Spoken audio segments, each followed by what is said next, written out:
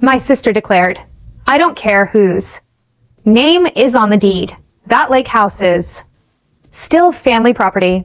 Then decided to host her wedding there. So I said, do it and you'll spend your honeymoon behind bars.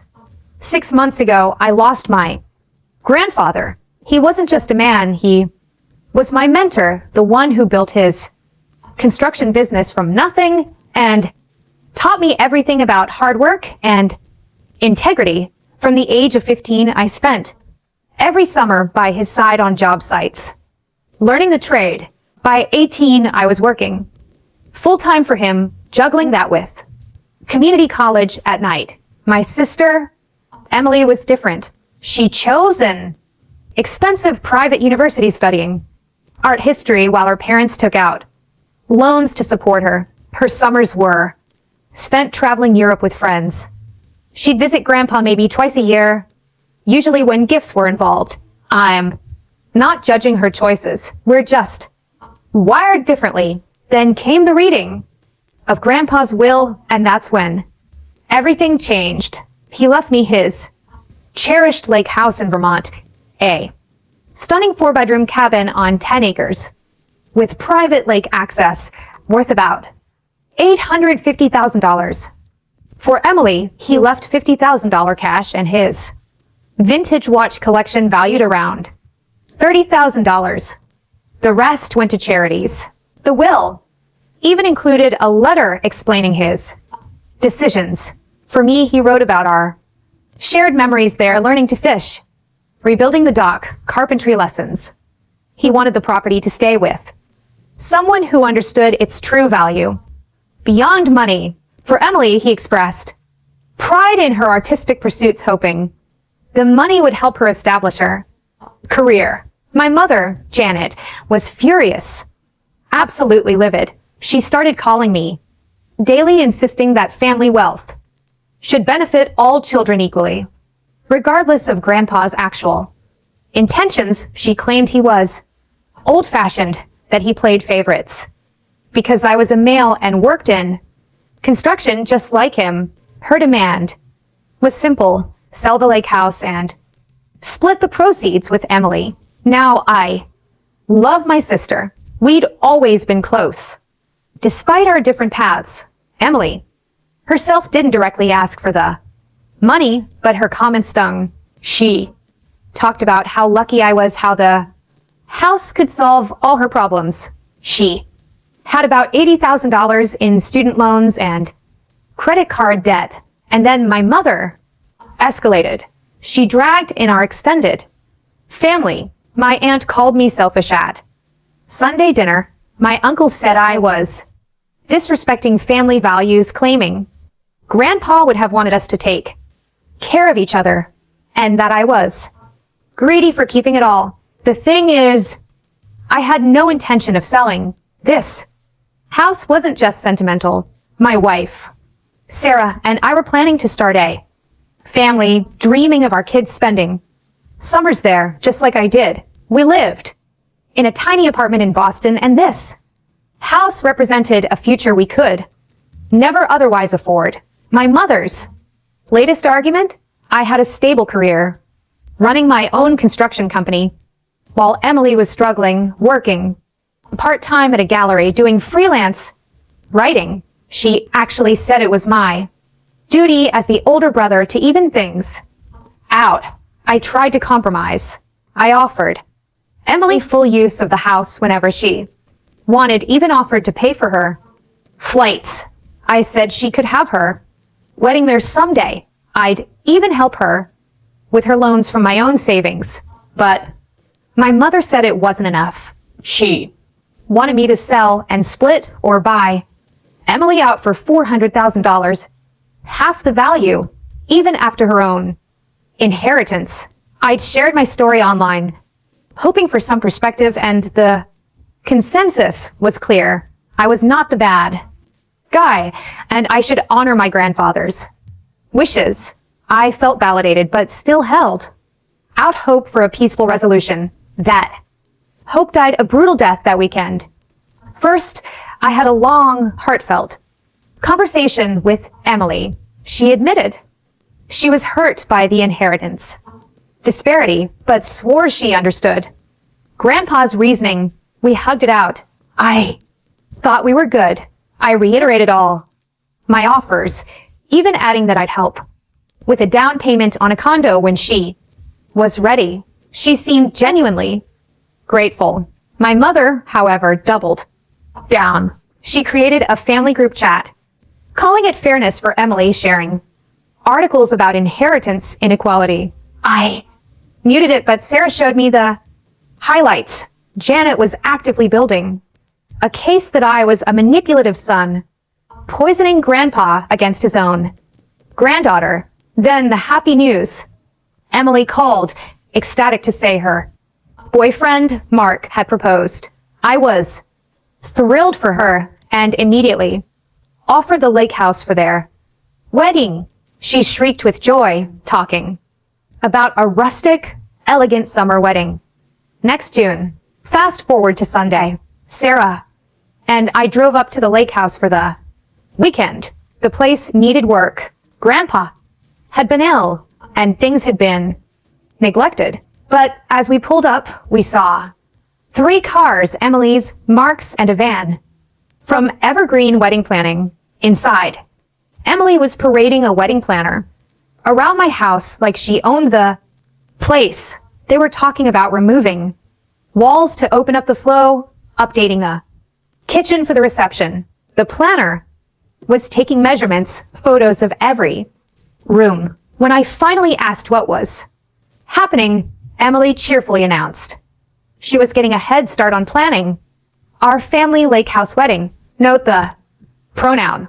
The planner handed me her card, gushing about transforming this hidden gem into a venue. I pulled Emily aside, reminding her this was my house, not a family property. She rolled her eyes. Come on, James. We both know moms. Right. This place should belong to both of us.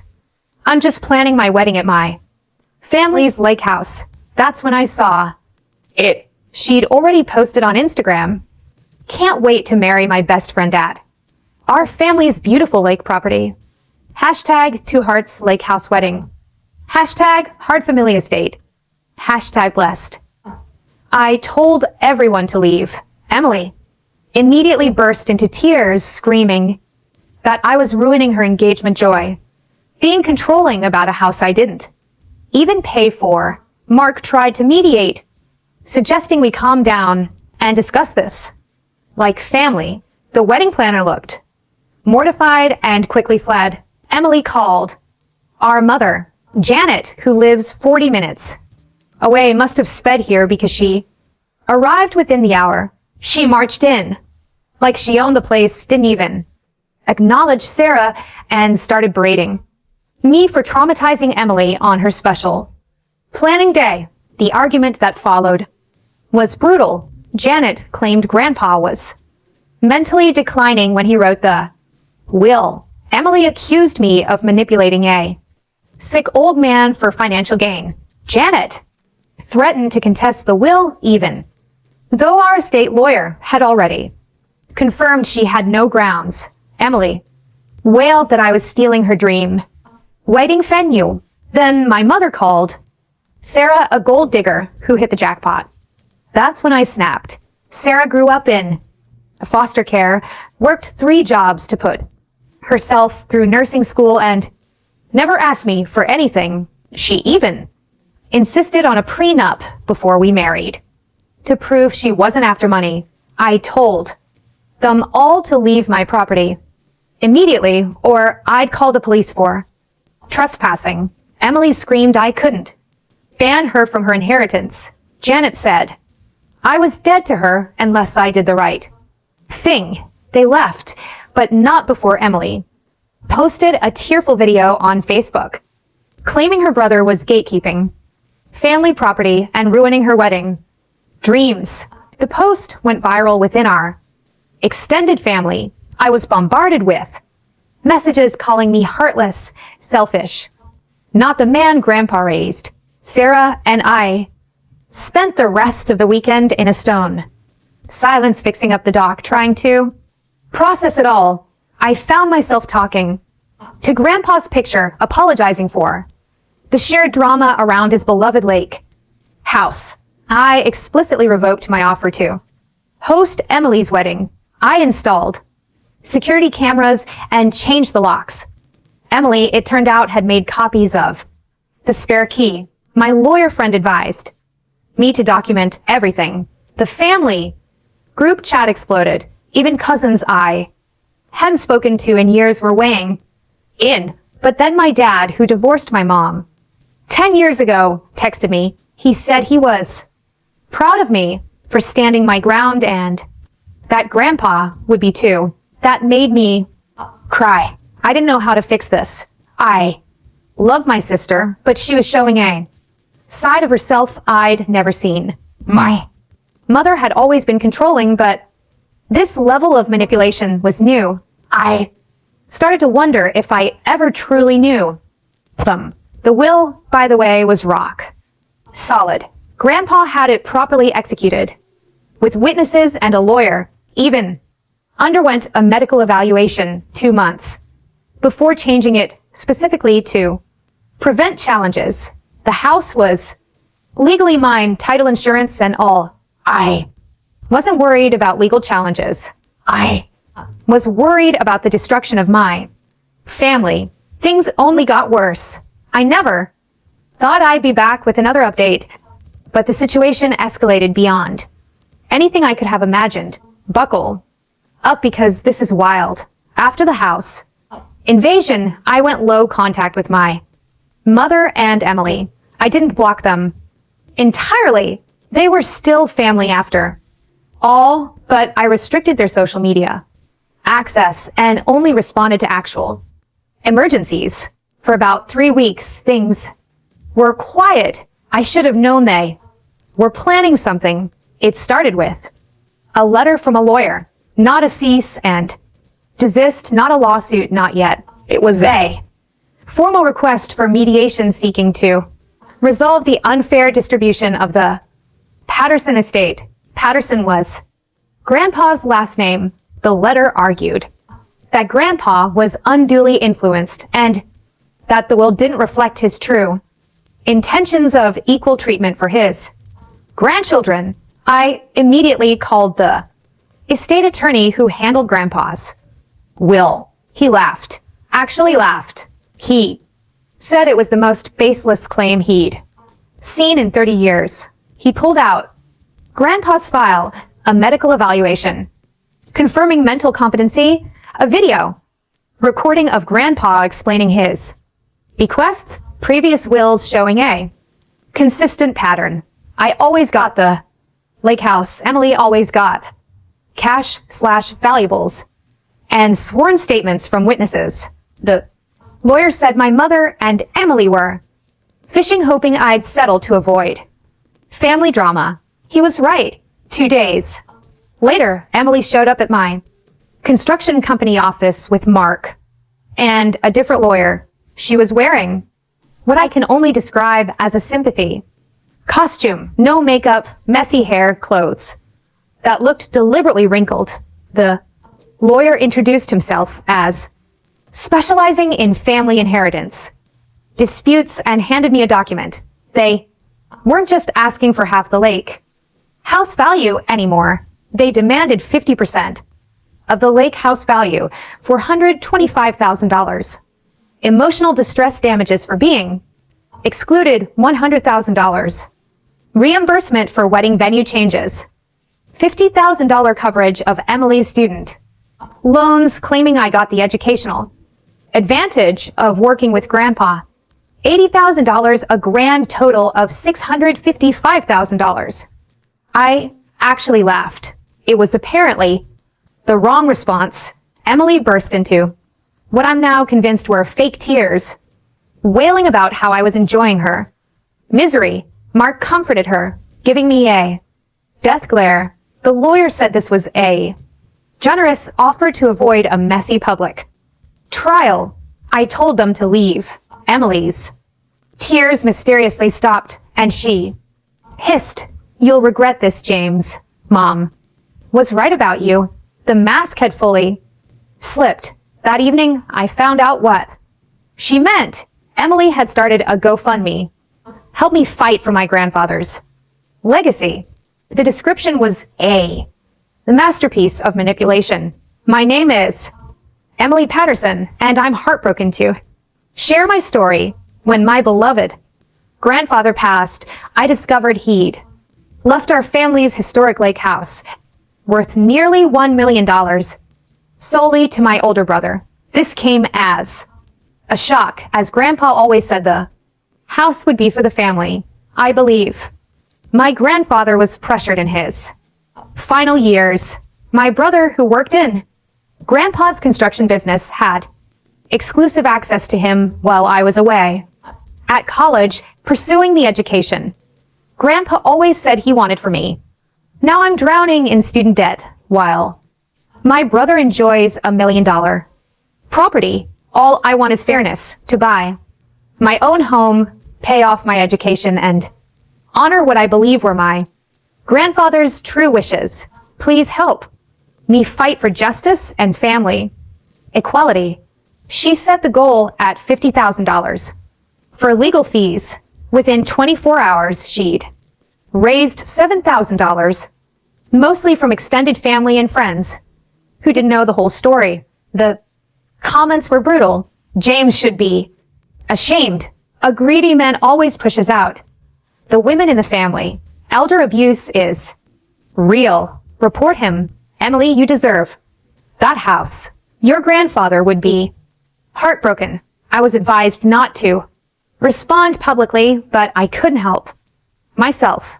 I posted a single comment laying out the facts. The will was legally sound, medically documented. Emily received $80,000 in cash and valuables. I offered multiple compromises, including free use of the house. The inheritance reflected our different relationships with Grandpa. My comment was deleted within an hour. Emily had blocked me from commenting. Then came the social media campaign. Emily started posting old photos of her and Grandpa with captions like, I miss you every day. I promise I'm fighting for what's right. Hashtag broken heart. She conveniently chose photos from when she was very young, none from the past 10 years when she barely visited.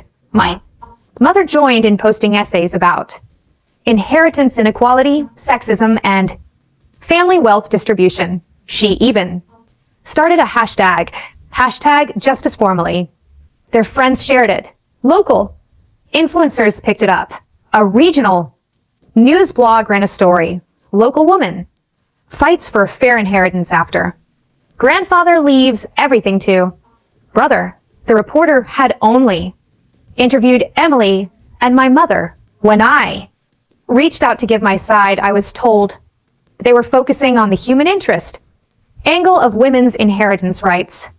They conveniently didn't mention that Emily had inherited significant money, just that her brother got the family estate. The pressure mounted. I received daily calls from family members saying, just give her something to make this stop. Messages from high school friends asking how I could do this to Emily. 1 star reviews appeared on my company's Google page calling me a thief and elder abuser. There was even a petition at my church to encourage James to do the right thing. Sarah was harassed at her hospital. Someone left printouts of Emily's GoFundMe in the break room with, "Is this your husband?" written on them.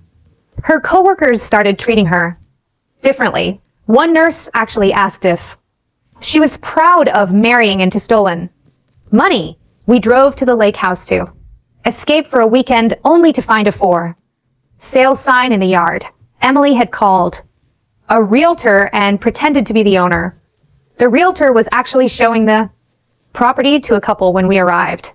I had to show documentation proving ownership and threaten legal action before they left that night. As Sarah and I sat on the dock trying to find some peace, I made a decision. I called my lawyer. I told him to prepare a cease and desist letter, not just for the harassment, but for the defamation, the GoFundMe fraud, and the attempted sale of my property, and I did something Grandpa would have absolutely approved of. I documented everything, every post, every message, every false claim. I created a timeline showing Emily's actual relationship with Grandpa, the missed birthdays, the unreturned calls, the visits that only happened when she needed money. Most importantly, I digitized something I'd almost forgotten about Grandpa's journals. He'd kept detailed diaries for 40 years. The entries about Emily were heartbreaking. Emily's birthday today. Sent a card and check. No thank you call. Invited Emily to the lake for 4th of July. She said she had plans with friends. Later saw photos of her at a beach house party. Emily needed money for books. Sent $500. James told me he saw her post about her new designer purse the next day. And then this gut-wrenching entry. Last will appointment today. Lawyer asked about Emily. Told him she's getting cash easier for her to use. The lake should go to someone who sees it as more than property value. That last entry was dated just 2 months before he died. When my mother claimed he was mentally declining, I was done trying to preserve relationships with people who only saw dollar signs where should be. Grandpa didn't just leave me a house. He left me a reminder of what real family looks like. It looks like summer mornings, learning to fish, afternoons rebuilding a dock, evenings listening to stories on the porch Emily and my mother had made. Their choice. They chose greed over family, lies over truth, manipulation over love. I was choosing to honor the man who actually knew what family meant. This will be my final update. It's hard to write because it means accepting that my family, as I knew it, is gone, but I owe closure to those who followed this journey, and honestly, I need to write this for my own peace of mind. After my last post, my lawyer and I sent a comprehensive cease and desist letter to both Emily and my mother. It detailed the defamation, harassment, fraudulent GoFundMe, attempted property fraud, and intentional infliction of emotional distress. We demanded the immediate cessation of all defamatory posts, the takedown of the GoFundMe with refunds to donors, a public retraction of false claims, and no further contact with my wife or me outside of legal channels. Emily's response came within 48 hours, not through her lawyer, but through a Facebook Live video. She sat in her apartment, surrounded by tissues, crying about how her abusive brother was now trying to silence her with legal intimidation. She claimed I was weaponizing wealth to oppress her, painting herself as a David fighting Goliath. The video went viral in our community. Hashtag justice formally became hashtag stand with Emily. Local news picked it up. The narrative was compelling. Wealthy contractor uses lawyers to silence struggling artist. Sister fighting for her inheritance. The truth didn't matter anymore. The story did. What Emily didn't realize was that going public meant everything became fair game. My lawyer had warned them that continued defamation would result in us releasing evidence. They called our bluff. We didn't bluff. We created a simple website, The Truth About the Patterson Estate. On it, we posted the full will with Grandpa's letter, explaining his decisions, the medical competency evaluation, the video of Grandpa, clear and articulate, explaining his bequests, excerpts from his journals showing the true relationship patterns, documentation of what Emily actually inherited, $80,000 in value, screenshots of Emily's social media from the past 5 years showing her lavish lifestyle while she claimed Poverty proof that her student loans were actually 40% credit card debt from shopping and, of course, the multiple generous offers I'd made that she rejected. The most damning evidence?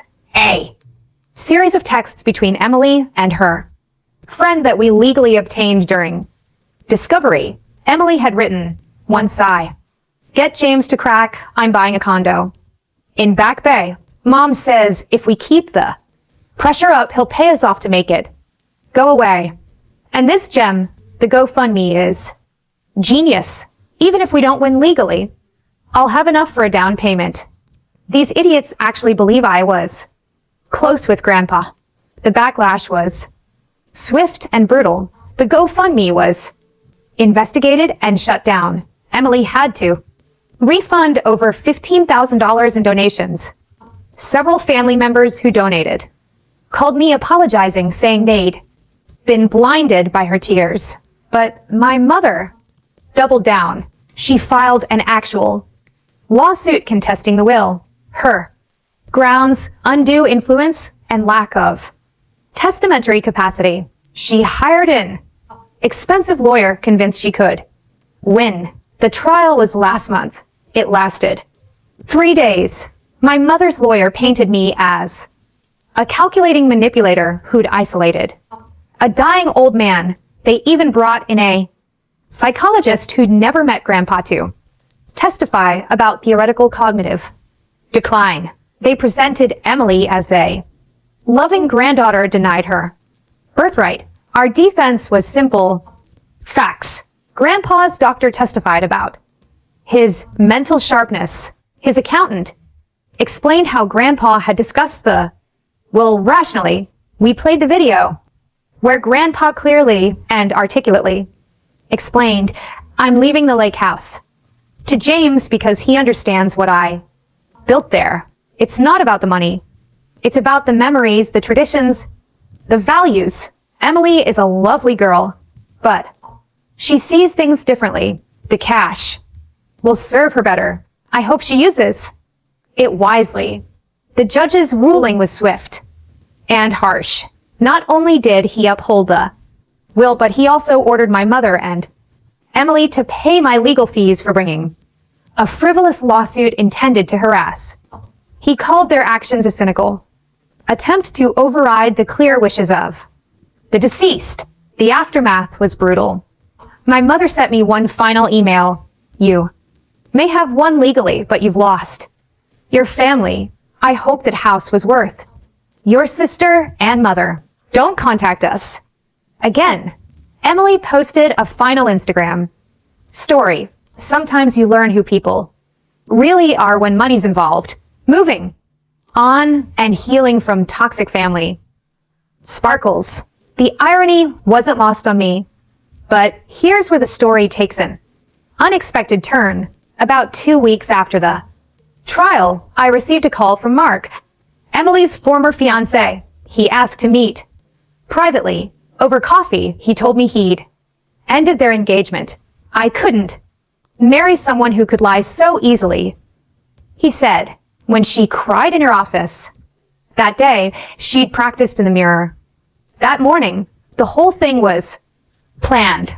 I thought I knew her, but the person I saw during this, that wasn't the woman I proposed to.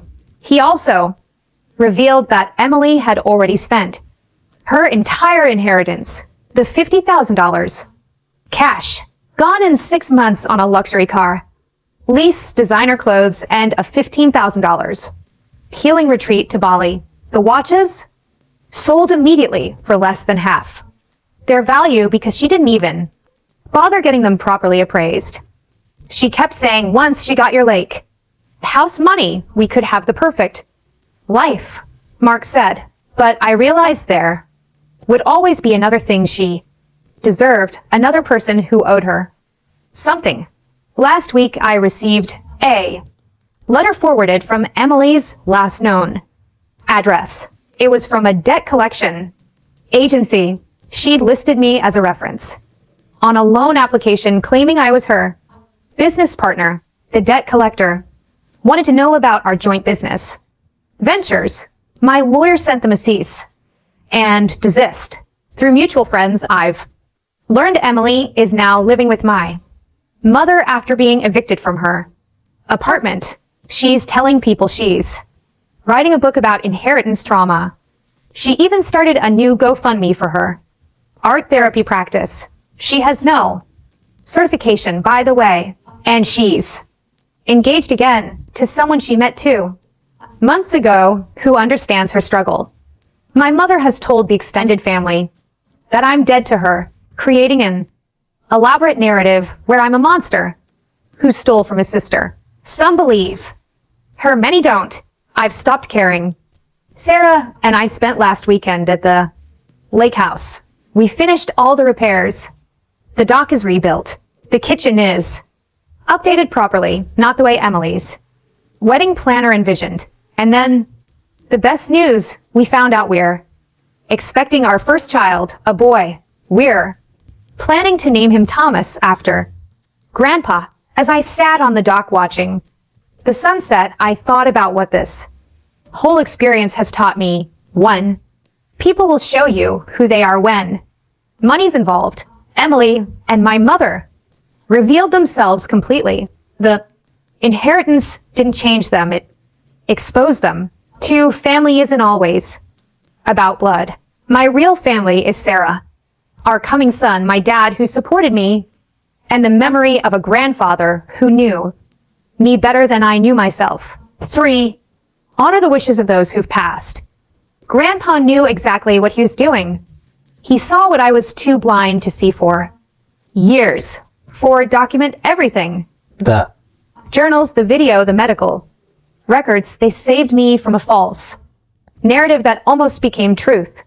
5. Sometimes losing family actually means gaining freedom.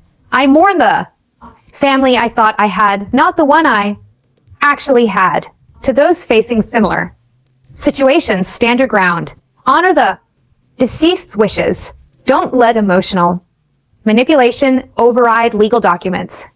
And remember, someone who truly loves you won't try to take what was freely given to you by someone else.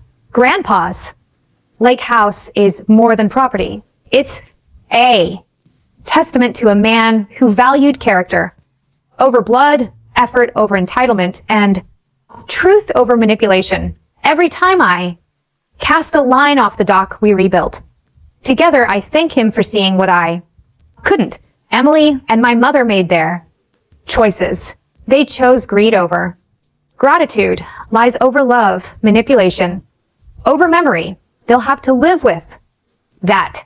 I've chosen peace, truth, and the legacy of a man who knew that family isn't about splitting everything equally. It's about giving what's right to those who've earned it through love, time, and genuine connection. This lake house isn't just my inheritance. My inheritance is the knowledge that I stood for what was right, even when it felt like it cost me everything I thought I had. Thank you all for your support through this journey. It's time to stop looking back and start building the future Grandpa envisioned when he left me this gift. To Grandpa, I kept my promise. The lake house remains with someone who sees its true value. Your legacy lives on, not in the timber and stone, but in the lessons you taught and the man you helped me become. So what would you have done in my place? Have you ever had family turn on you over something like this? Let me know your thoughts in the comments below. I'd really love to hear them.